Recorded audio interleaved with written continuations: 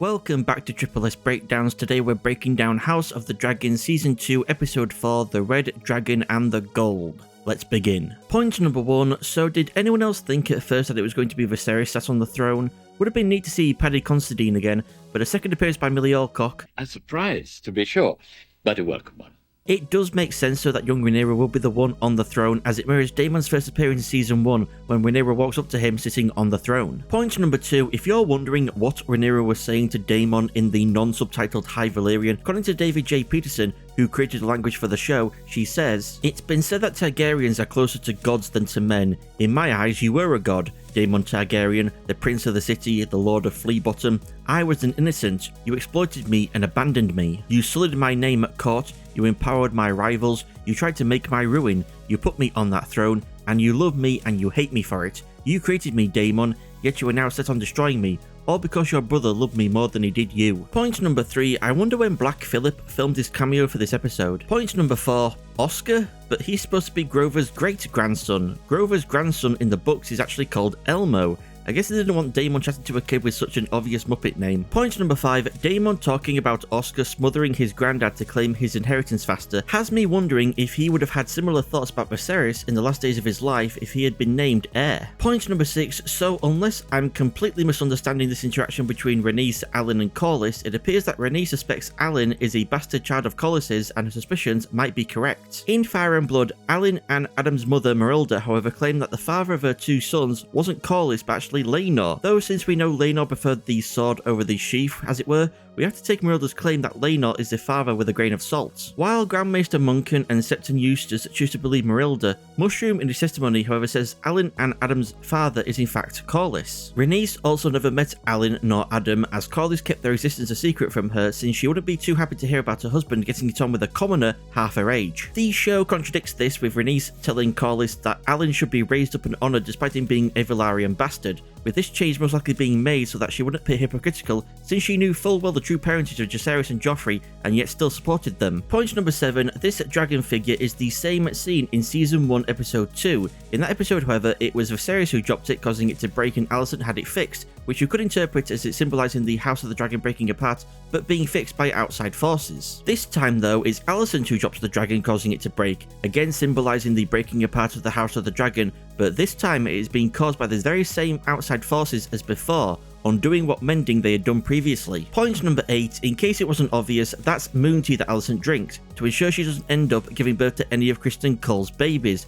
just like Rhaenyra did at the end of Season 1 Episode 4, though in that instance, Viserys actually sent it to her because he thought she'd banged Daemon. Point number 9, the Queen did not name you hand. Like I said in my breakdown of the previous episode, she bloody well should have done in my opinion, since Rhaenys is the only voice of reason right now and it would have made it easier for her to control the warmongering council. Point number 10, do you think during the entirety of Aemon's speech, Aegon understood 0% of it and was just trying to think of what to say back in High Valyrian? I wonder how much the other members of the council understood of what Aemon said as well. Point number 11, first we had Daenerys leaving out her Starbucks cup for all to see, and now Alicent leaves out her abortion drink for Larys to spot. So careless. Point number 12, wait, is that Aemond?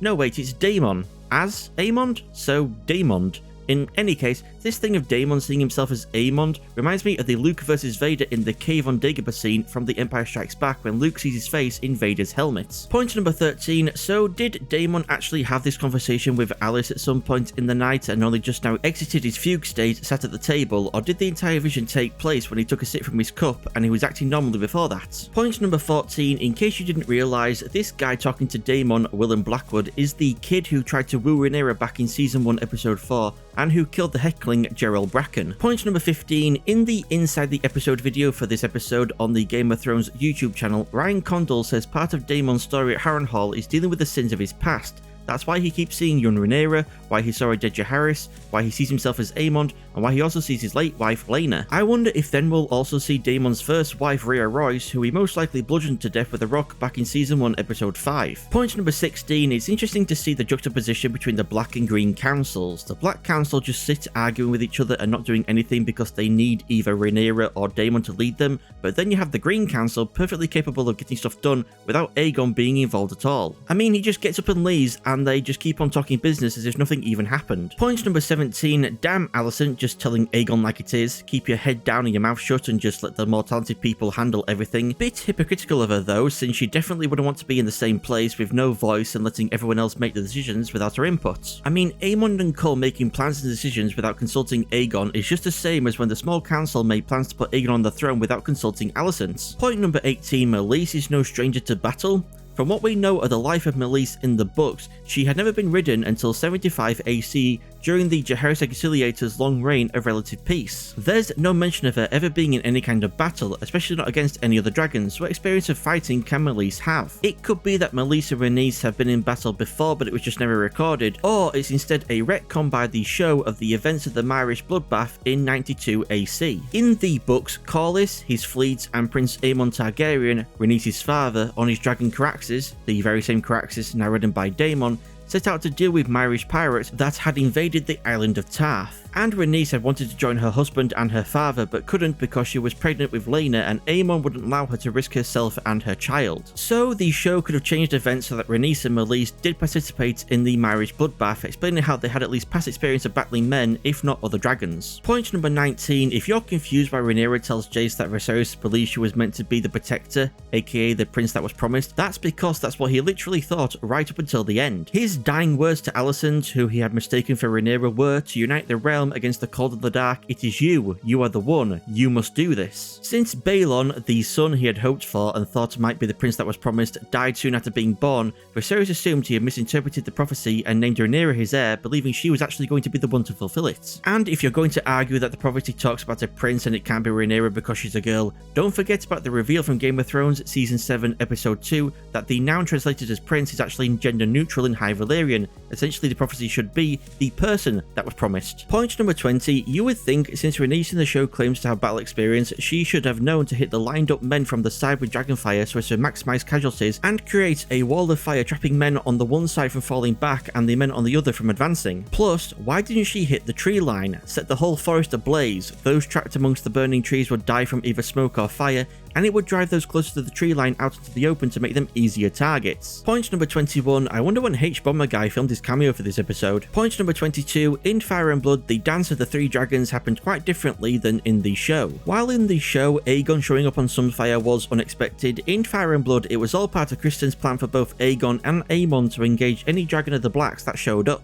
Show Aemon clearly had no problem catching his brother and his brother's dragon in the path of Vhagar's fire, but in the book it's more ambiguous if Aemon intended to harm his brother. At one point, Meleys had Sunfire's neck in her jaws, which incidentally was adapted to her having her neck in Vhagar's jaws for the show, when Vhagar crashed down onto both of them from above and they all plummeted to the ground. Vhagar survived unharmed, Meleys had been injured by the fall and then was presumably ripped apart by Vhagar afterwards, and Sunfire Lidba had one wing torn from his body, kinda like the dragon statue that lost its wing when Viserys and Alicent dropped it to the ground. Aemond was unhurt, Aegon had many broken bones and was severely burnt across half of his body, and all that could be found of Rhaenys was a charred corpse, burnt black to the point it wasn't certain if it was her or not, they just had to assume. We'll have to see if Show Aegon is still alive, and if he is, I wonder what he'll have to say about Aemond breathing dragonfire at him. Maybe Aemond will get lucky and his brother will be stuck in a coma or something, so he won't have to deal with his accusations. Point number 23, I've seen a lot of Reddit posts and comments saying the Blacks didn't anticipate an ambush by a green dragon and that Rhaenys should have flown away when Vhagar showed up.